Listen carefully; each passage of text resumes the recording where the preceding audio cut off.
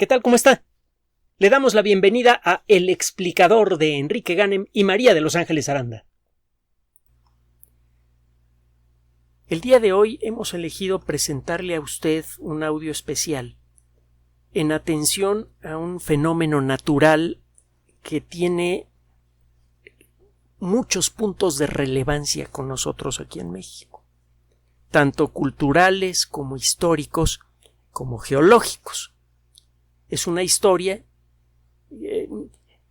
es un tema que tiene el interés histórico y tiene además una advertencia para el futuro.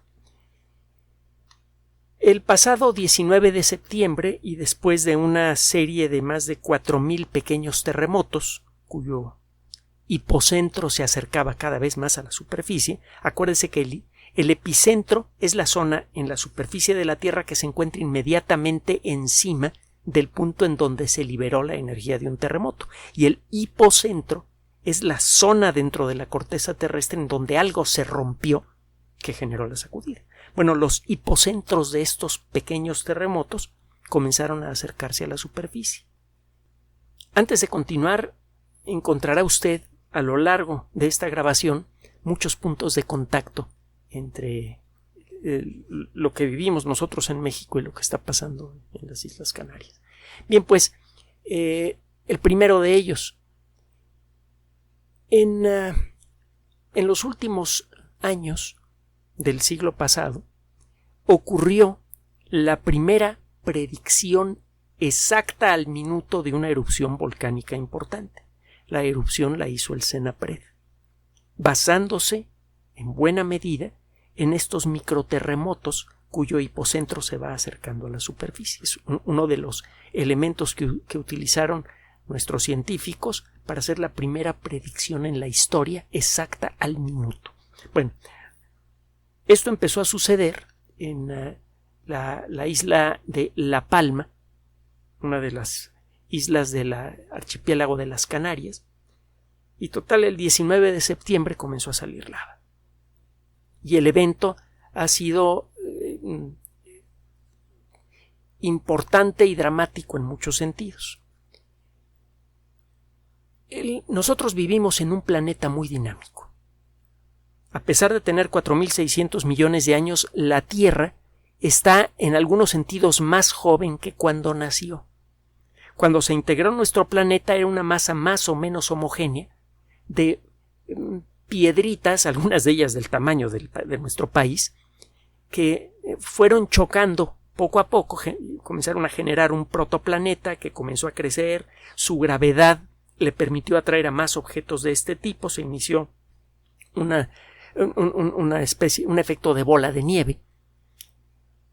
El protoplaneta comenzó a crecer, el impacto de estos objetos generaba calor, ese calor se quedaba en el planeta en formación, y total que la Tierra, cuando se integró hace 4,586 millones de años más o menos, estaba prácticamente fundida y era más o menos homogénea.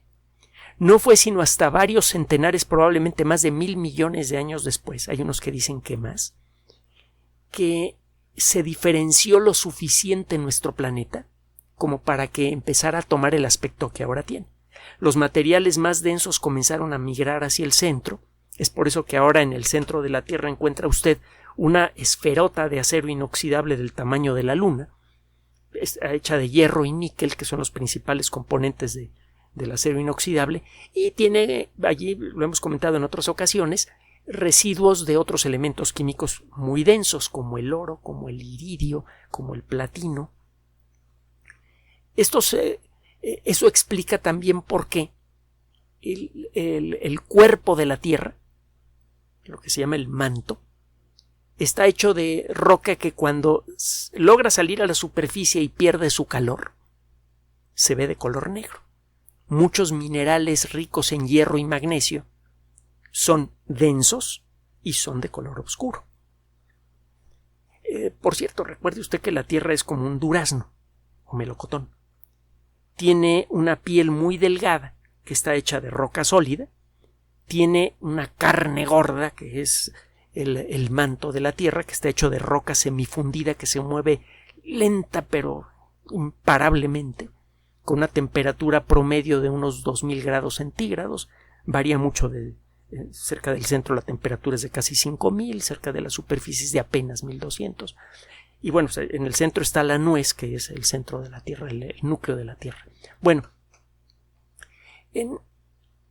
lo que pasó en la isla de La Palma es algo que sucede con bastante frecuencia en la superficie de nuestro planeta.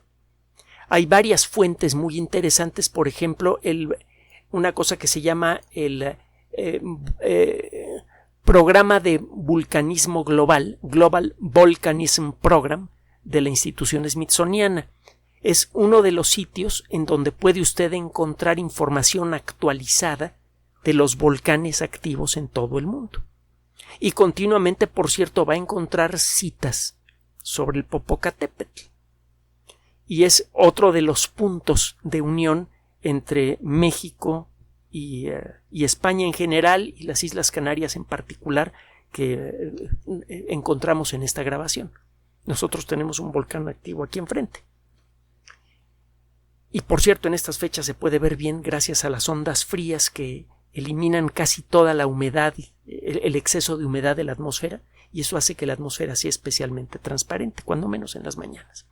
Bueno, esta erupción, en muy poco tiempo, ha obligado a desplazar a más de 5000 personas, ha destruido como mínimo 1000, probablemente cerca de 2000 edificaciones de todo tipo, incluyendo muchos hogares, ha destruido también muchas plantaciones de plátano. Usted sabe que desde hace mucho tiempo son famosas en todo el mundo las plantaciones de las Islas Canarias. Y bien, esto apenas está empezando. El evento volcánico probablemente podría durar quizá un mes más, quizá 2 meses más, no hay forma de saberlo. En un intervalo de tiempo muy breve, este volcán ha arrojado una cantidad mucho mayor, aproximadamente entre el doble y el triple de lava, que lo que ha generado el otro volcán cuyo comportamiento hemos seguido en este espacio, el Fagradalsfjall, que por cierto todavía sigue activo, aunque parece que ya se está apagando. Esta erupción, a pesar del efecto social, económico y principalmente humanitario que tiene, que son los primeros efectos que conviene estudiar de una erupción volcánica, son los primeros relevantes, ya es importante y la erupción es menor. Existe una forma de medir el volumen de una erupción volcánica, el tamaño. Usted mide cuántos kilómetros cúbicos de material son removidos por una erupción. ¿Qué significa esto? Mide cuánta lava sale por la boca del volcán. Si el volcán emite ceniza, se estima usted cuántas toneladas de ceniza ha emitido el volcán desde el inicio de la erupción. Si ocurren explosiones, trata usted de estimar la cantidad de cosas que salen volando. Usted toma en sus estimaciones todos los objetos sólidos que son removidos por la acción del volcán, los suma, los expresa en kilómetros cúbicos y luego compara ese número con una tabla que puede usted encontrar en la Wikipedia y que aparece por todas partes. En inglés se llama Volcanic Explosivity Index, el índice de explosividad volcánica. Sería una traducción tosca del término. Es una escala que va del 0 al 7, es logarítmica, significa que la siguiente categoría es mucho más intensa que la categoría inmediata anterior. Y este volcán inicialmente y durante buen tiempo estuvo en el nivel 0, a pesar de que ya estaba causando una catástrofe económica, social y humanitaria importante, y ahora, ya sumando todo lo que ha arrojado, ya va en el nivel 2. Esta erupción es especialmente importante por muchos motivos. Por un lado está la cuestión, el impacto social que tiene, que por sí mismo ya le da importancia a los ojos de todo el mundo, pero también sirve como punto de advertencia para toda la sociedad mundial. Usted encuentra volcanes activos en todo el mundo y vaya si lo sabremos nosotros aquí en la Ciudad de México. Y ya le contaré más adelante algo con respecto al vulcanismo en México para que entienda uno de los motivos por los cuales elegimos hacer este audio el día de hoy. Esta erupción está ocurriendo en un país que tiene un alto desarrollo económico, social y, entre otras cosas, cultural. Y esto nos permite, por un lado, entender mucho mejor las características del terreno en donde está ocurriendo la erupción, y también nos permite seguirla con gran detalle, como ha sucedido con el volcán Fagradalsfjall.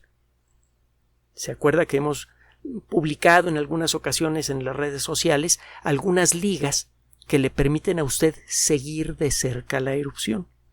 En el caso del volcán de La Palma, todo lo que tiene que hacer es poner YouTube La Palma erupción, o volcano en inglés, o volcán en español, para que aparezcan varias ligas que le permiten seguir en vivo vía webcam lo que está sucediendo en este momento. La erupción es realmente tiene esa terrible belleza que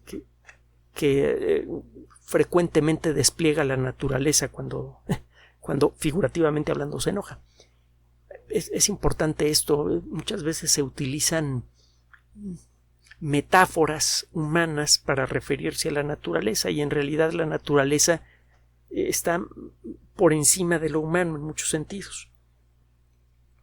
Hablamos de la ira de la naturaleza, hablamos de que la lava está buscando un camino que la lleve al mar, por ejemplo. Usted va a encontrar esa narrativa con frecuencia cuando se habla de esta erupción, y la realidad es que la naturaleza funciona simplemente por leyes de causa y efecto. Todos los fenómenos asociados con nuestra condición humana, incluyendo nuestros sentimientos, emociones y perspectivas, son consecuencia de la naturaleza. Y eso, por cierto, le da, aunque no lo parezca, y otro día lo discutimos si quiere, le da una dignidad especial a la condición humana. Pero bueno, regresando al tema. Esta erupción, entonces, tiene muchos puntos de interés. Usted puede seguirla de cerca por internet, en vivo, y puede entender con más facilidad toda la deliciosa, maravillosa y densa complejidad de la geología. Las Islas Canarias pertenecen a España, que pertenece a Europa, y ya sabe usted que todo el continente europeo tiene una enorme tradición científica. De hecho, es allí en donde nace la ciencia moderna, en Italia, y es en los países europeos en donde se desarrollan primero todos los principios básicos de la ciencia.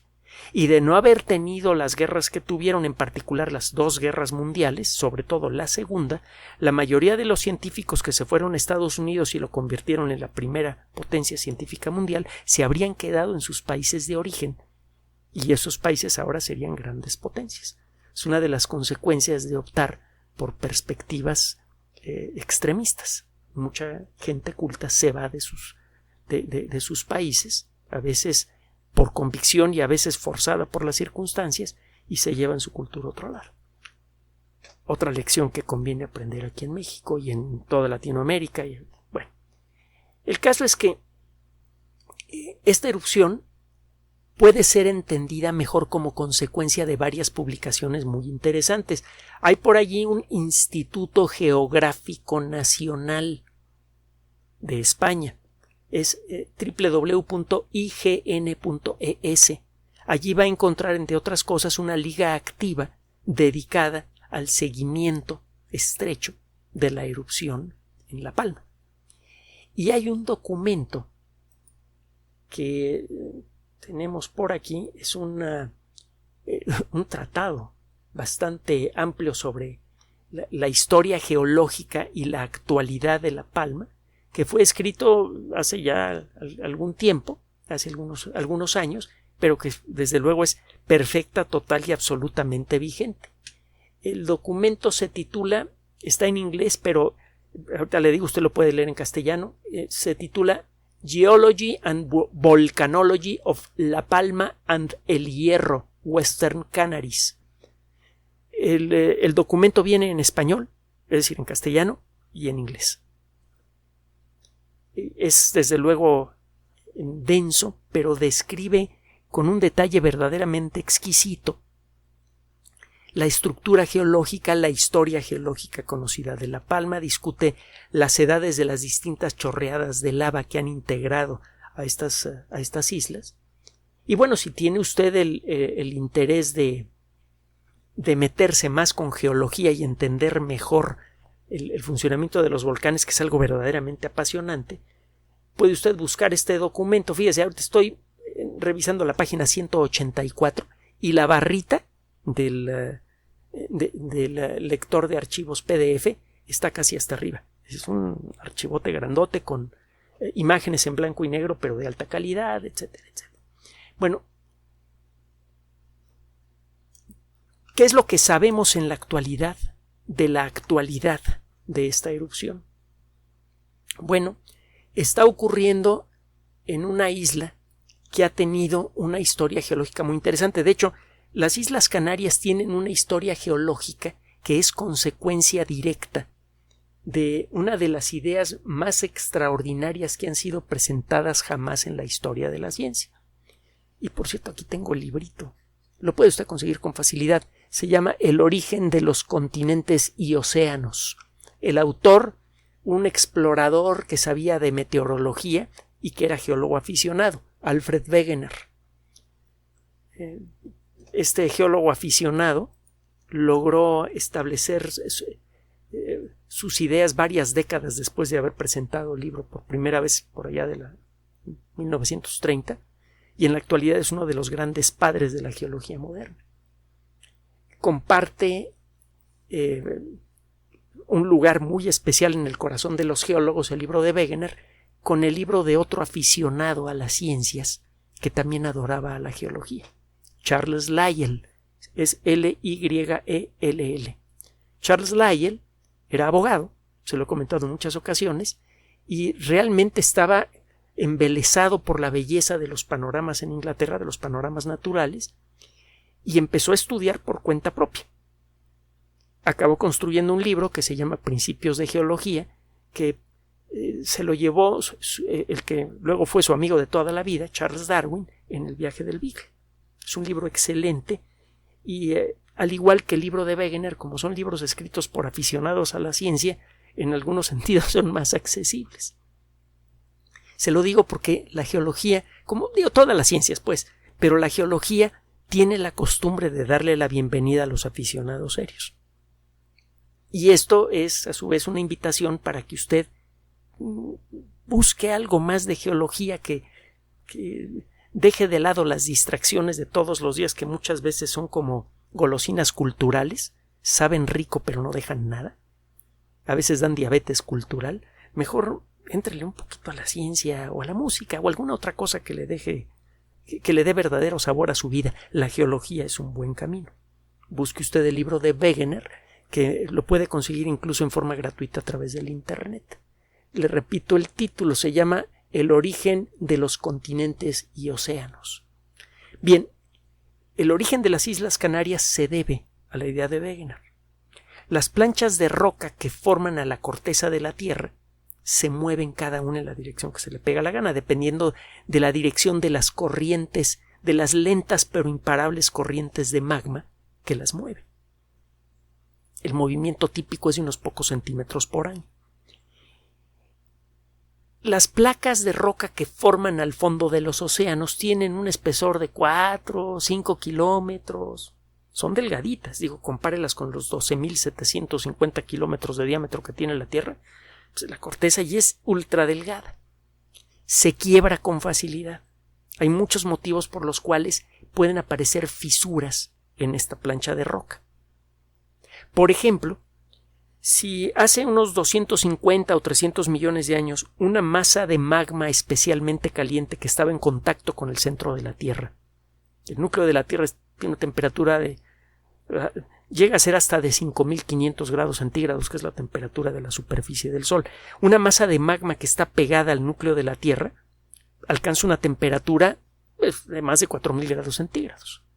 Esa masa de magma se hace más boyante, menos densa que el magma de alrededor, y comienza a viajar hacia la superficie terrestre. Y es un viaje que, le digo, puede tomar 250 millones de años. A veces estas burbujas de lava se comienzan a dispersar a la mitad del camino, a veces no.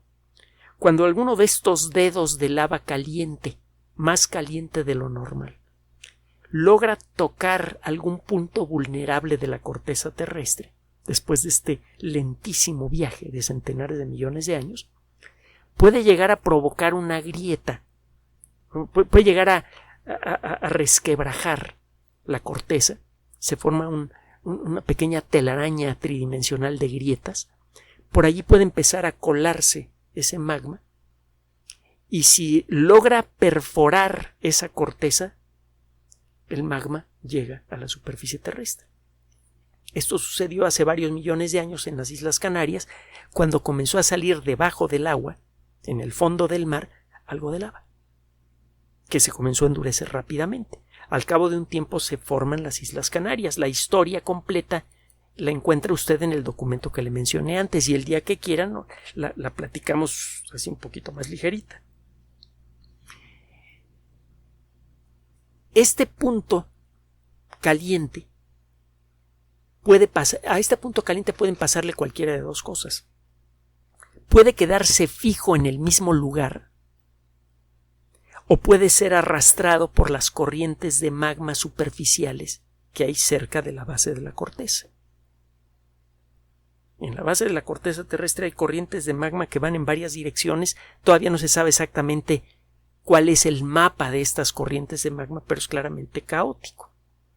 Entonces, cuando un dedo de lava especialmente caliente logra tocar la parte de abajo de la corteza terrestre, este dedo puede quedarse fijo en el mismo lugar o puede moverse. En cualquiera de los dos casos, el efecto final es el mismo. Recuerde que las planchas de roca que forman la corteza terrestre de todas maneras se mueven. Si tiene usted un punto caliente que está perforando la delgada corteza que forma el fondo del mar, arriba de ese lugar se va a comenzar a formar una isla.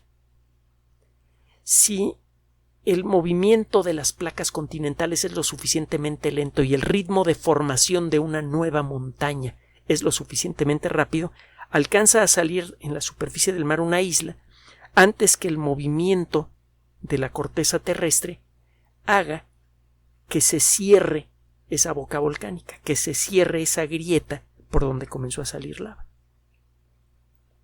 Al cabo de un tiempo, la isla deja de estar encima del punto caliente, y ese punto caliente puede llegar a encontrar otro hueco por donde salir. Entonces se forma una segunda isla, y luego una tercera isla, luego una cuarta isla. Si usted se pone a estudiar la edad de estas islas, verá que van creciendo o decreciendo, según cómo haga la medición, en una dirección. Eso se ve en las islas Hawái, por ejemplo, y eso se ve en las islas Canarias. La isla de La Palma es la quinta isla en extensión, tiene 706 kilómetros cuadrados, la quinta en extensión del archipiélago de las Canarias, desde luego, y es la segunda en elevación. La cima más alta tiene 2.423 metros por encima del nivel del mar. Y la historia geológica de esta isla está dictada precisamente por esto que le estoy diciendo. Primero se formó lo que es la parte norte de la isla, y ya que se había convertido en una montaña de más de 2.000 metros de altura, se cegó esa salida de lava, se apagó el volcán que formó la parte norte de la isla, y ahora el punto caliente está haciendo que salga lava en la parte sur. De hecho, ese punto caliente formó hace algunos millones de años la parte sur de la isla, y esta todavía sigue creciendo. Va a encontrar, por cierto, algunos detalles en 3 videos que les recomendamos y cuyas ligas encuentra usted en la descripción de esta grabación en YouTube, y también encuentra esta descripción en nuestras redes sociales, en Twitter y en Facebook. Uno de estos videos, el tercero, es un video muy breve de 4 minutos que le describe gráficamente esto que le estoy comentando. Entonces, esta isla ha tomado su estructura y su forma como consecuencia del lento movimiento de los continentes. Es un laboratorio natural en donde usted puede ver las consecuencias del movimiento de los continentes. Otro de los puntos de interés asociados con esta erupción. Si usted tiene una amplia documentación como la de este tratado que le menciono y otros elementos adicionales, usted puede utilizar lo que ve todos los días en YouTube y en otras fuentes de Internet como una verdadera escuela de geología. Y créame que cuando uno comienza a aprender geología, la Tierra se convierte en un libro abierto que cuenta historias extraordinarias. La historia de la vida, la historia de las grandes montañas, de las grandes erupciones, etc. Es algo muy bonito. Bueno, la lava que ha formado a esta isla es principalmente lava máfica. ¿Qué significa esto? Significa que es una lava razonablemente rica en magnesio y hierro. Si usted pone juntas las abreviaturas del magnesio y del hierro, casi le sale la palabra mafa o mafe. Entonces, por extensión, con alguna pequeña distorsión, los geólogos han convertido la conjunción de los símbolos de los elementos químicos magnesio y hierro en la palabra máfico. Las lavas máficas son ricas entonces en elementos químicos que forman minerales densos y de color oscuro. Estas lavas son oscuras, son las lavas basálticas, como las que hay en el sur de la Ciudad de México, que por cierto son lavas muy diferentes a la lava que arroja normalmente el Popocatépetl. Ese es de un color más claro y eso generalmente no son muy buenas noticias. Otro día le digo por qué. Es más fácil que ocurran erupciones explosivas en volcanes con este tipo de lavas. La lava que está saliendo en este volcán es una lava que viene de una región profunda de la corteza terrestre, muy cercana a la base de la corteza. La temperatura es alrededor de 1000 grados centígrados, es como 200 grados centígrados más fría que la lava que está saliendo del volcán Fagradalsfjall, aquel otro volcán que hemos seguido frecuentemente con algunas grabaciones y también con recomendaciones de videos en las redes sociales. Existen, así como existe una clasificación de los tipos de lava, están las lavas máficas, están las lavas ácidas que son de color claro. Otro día le digo, platicamos de la clasificación de las lavas. Existe también una clasificación del tipo de erupción. Las erupciones más suaves son las erupciones de tipo hawaiano. Es como la erupción del volcán Fagradalsfjall o la que está empezando a ocurrir en el volcán Kilauea en Hawái. Sale lava, se mueve como un río, pero prácticamente no ocurren explosiones. Con las precauciones apropiadas, esas erupciones son muy seguras y se convierten incluso en atractivos turísticos, como ha sucedido en Islandia y ha sucedido en Hawái. Ahora, la erupción que está experimentando en la actualidad la isla de La Palma es de otro tipo, es de tipo estromboliano.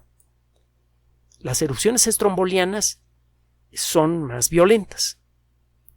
La lava sale en forma violenta por la boca del volcán, ocurren pequeñas explosiones continuas.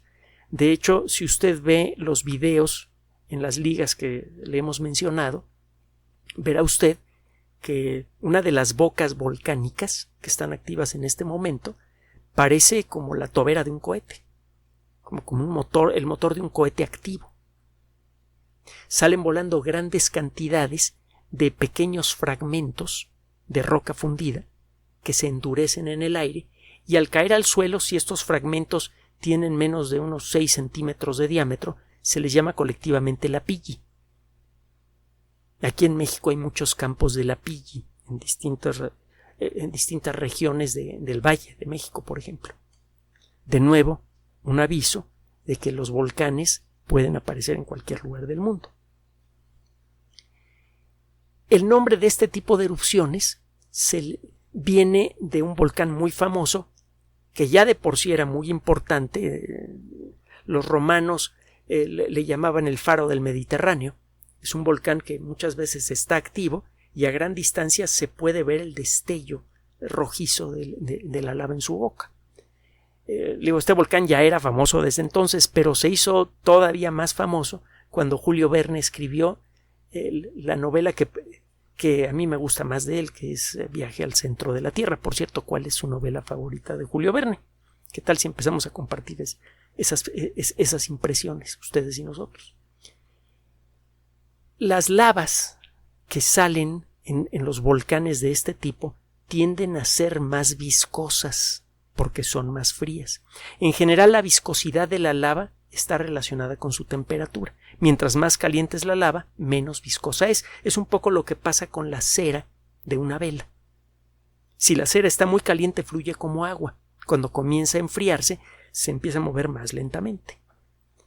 La lava de estos volcanes tiene una temperatura sustancialmente menor a la lava de volcanes como el Fagradalcial o el Kilauea. Y es por eso que forma pequeños tapones que frecuentemente están reventando. Eso por un lado. Por otro lado, estas lavas tienen a veces un contenido más o menos importante de vapor de agua. Bueno, de agua. Cuando la lava se acerca a la superficie, ese vapor empieza a formar burbujas y al reventar estas burbujas arrojan roca fundida a gran distancia. Esta lluvia continua de pequeños fragmentos de la pilli comienza a formar conos, que a veces les llaman conos de cenizas, en inglés se llaman cinder cones. Y eso es lo que está pasando precisamente en este lugar. Estos conos a veces se refuerzan cuando comienza a salir lava que los forra y les da estructura. Usted va a encontrar que muchos volcanes de tipo Stromboli, muchos volcanes estrombolianos, están construidos por capas. De hecho, la mayoría de los volcanes que sufren algún tipo de explosión están construidos en capas, se llaman estratovolcanes. Los volcanes de este tipo con frecuencia pueden arrojar objetos peligrosos a gran distancia. En el caso de la erupción de La Palma, hasta el momento veo yo registradas caídas de bombas de lava incluso a una distancia de más de 800 metros. Este volcán tiene un comportamiento geológico y eruptivo similar al del Paricutín. El Paricutín sufrió un nacimiento estromboliano hasta que se detuvo. El Paricutín se formó por un solo evento eruptivo. Permaneció activo un cierto tiempo y luego se apagó y ya. A esto se le llama cono monogenético. La erupción en La Palma no es monogenética, es consecuencia de una larga cadena de erupciones que se tienen registradas desde hace centenares de años. La primera erupción importante en época histórica ocurrió entre 1470 y 1492, que no se nos olvide esta cifra. Hubo otra en 1585, 1646, 1677, 1712, 1949, 1971 y ahora en el 2021. Para finalizar, puntos de interés, puntos de atención en esta erupción. Bueno, el volcán y toda la isla están por encima del nivel del mar, pero si usted pudiera retirar al mar, vería que el edificio volcánico es mucho más grande. El fondo del mar se encuentra entre 2,5 y 3 kilómetros por abajo del nivel del mar, y las faldas de estos volcanes llegan hasta allí. Si llegara a ocurrir como consecuencia de esa erupción un desgajamiento de la ladera que se encuentra cerca de la orilla del mar, una masa de roca muy grande comenzaría a viajar hacia el fondo del mar y al hacerlo empujaría una gran cantidad de agua. Esa agua acabaría formando un tsunami de grandes proporciones que llegaría hasta el continente americano. ¿De qué tamaño? Es imposible de predecir. La probabilidad de que esto ocurra es baja, pero no es cero. Así que es uno de los puntos que conviene tener en mente con relación a esta erupción. Otro de los muchos puntos que conectan los sucesos que están ocurriendo en este momento en las Islas Canarias con México. Estamos desde luego nada más pasando por encima de temas que esperamos que sean de su interés y usted nos dirá qué temas son de su especial atención. Merecen su especial atención para que los tratemos aquí. En cualquier caso, ya para finalizar, hay varios puntos adicionales que conviene considerar cuando nos pongamos a pensar en la erupción en las Canarias. Existen muchos puntos de contacto históricos, culturales, geológicos, humanos entre lo que sucede en las Islas Canarias y lo que sucede en el continente americano en general y en México en particular. Tengo enfrente de mí un ejemplar electrónico del Boletín de la Sociedad Geológica Mexicana. Es un artículo firmado por Arturo Gómez Tuena, María Teresa Orozco Esquivel y Luca Ferrari. Es de 2005. Se titula Petrogénesis ígnea de la faja volcánica transmexicana. No le voy a leer todo el artículo, es bastante largo, es desde luego muy sabroso, pero muy técnico. Déjeme decirle que nada más en la zona general entre Zacatecas y Michoacán hay más de 1000 conos volcánicos monogenéticos. Hay como 1000 hermanitos del Paricutín. Y aquí en el Valle de México, recuerdo que mis profesores de geología en la carrera me decían que se podían contar en fotografías aéreas y de satélite más de 500. Eso significa que lo que está pasando en las Islas Canarias es un ejemplo de lo que podría llegar a ocurrir aquí en México en algún momento. Es solo cuestión de tiempo. Conviene considerar que nuestro planeta, como le decía al principio de esta grabación, está muy activo, es muy vital. Y esa vitalidad al mismo tiempo nos trae vida y puede ponerla en peligro. La composición actual de la atmósfera de la Tierra, la gran cantidad de agua que hay en los océanos, la riqueza de los minerales que hay en los continentes, incluso la topografía misma tan variada de nuestro planeta se debe a la misma fuente de energía que alimenta a los volcanes. La misma fuente que genera la riqueza mineral, la riqueza biológica, la base misma de la vida, es la que en un momento dado puede ponerla en peligro. Y eso puede suceder en cualquier rincón de la Tierra y más en un país tan rico en volcanes como el nuestro. Por otro lado, las Islas Canarias han gozado, como le decía al principio de la grabación, de un clima especialmente bueno, sabroso, productivo, muy favorecedor para la vida natural como consecuencia de los vientos alisios. Esos vientos alisios son los que le permitieron a Colón llegar en un intervalo de tiempo razonable al continente americano. De otra manera podría haberse quedado varado a la mitad del océano y él y su tripulación y sus tripulaciones habrían muerto de hambre y de sed. Fueron esos vientos alisios los que permitieron, a final de cuentas, la conquista y la colonización. Hay entonces un motivo histórico y cultural que nos liga con lo que está pasando en las Islas Canarias. El estilo de castellano que hablamos en México y en una buena parte de Latinoamérica es el que se habla en las Canarias, y no es un accidente. Tiene que ver con esto que le acabo de comentar. Muchos barcos que venían al continente partían o llegaban a las Canarias, según el caso. Lo que somos nosotros en la actualidad, y hemos insistido en esto a lo largo de los años, es consecuencia, en buena medida, de la suma de historias.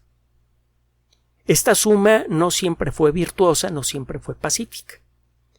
Si nosotros exploramos la historia de todos los países, vamos a encontrar violencia en su pasado.